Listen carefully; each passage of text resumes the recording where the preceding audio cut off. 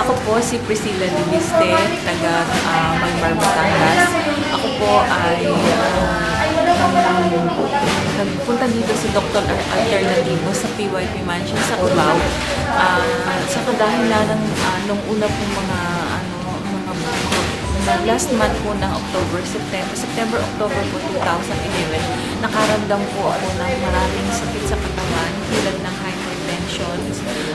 Tumaas po ang aming triglyceride. Halos po linggo-linggo, buong isang linggo po nasa hospital ako at nagpapacheck up. Halos nagpa-thyroid exam po ako, nagpa-tatingin na rin po sa mata. Lumabas po na pinagbibili po nila ako ng maraming mga gamot na synthetic. Pagkatapos po nito,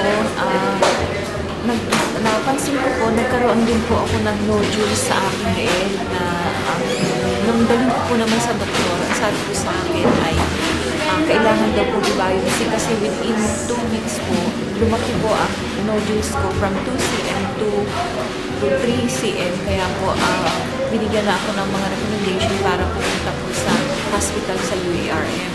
Ngayon po, nag-try po ako sa Dr. Alternativo kasi naririnig ko po siya sa radio program nila, sa Radio Veritas. Nagpunta po ako ng last December 9, 2011 at nag-avail po ako ng kanilang cleansing. Sinunod ko po lahat ng kanilang formula at ngayon po ay ako nakaramdam po ng malaking kagalingan kasi aking pong nodules na sa leeg ay lumiit, malaki po ang iniliit niya. Pagkatapos po ang aking hypertension ay malaki po ang ibinaba at ang aking pong mga hyperacidity ay nawala at malaki pong kagalingan na naranasan ko sa Dr. Alternativo. Pati po kasi nabago po ang aking lifestyle sa pagkain. Kasi halos mga nutritional food na po ang kinakain ko, nawala na po yung marami pong mga food ingredients na may maraming chemicals.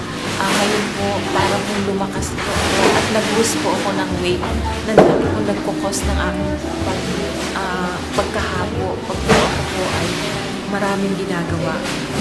Kaya kayo po ay inanyanyahan ko at hinikayat ko na mag-try po kayo at pumunta sa mga clinic ng Dr. Alternativo na malapit sa inyong mga probinsya at hindi po kayo magkakamali sa pagpili at pagkonsulta kasi napakalaki ng bagay na nagagawa ng Dr. Alternativo.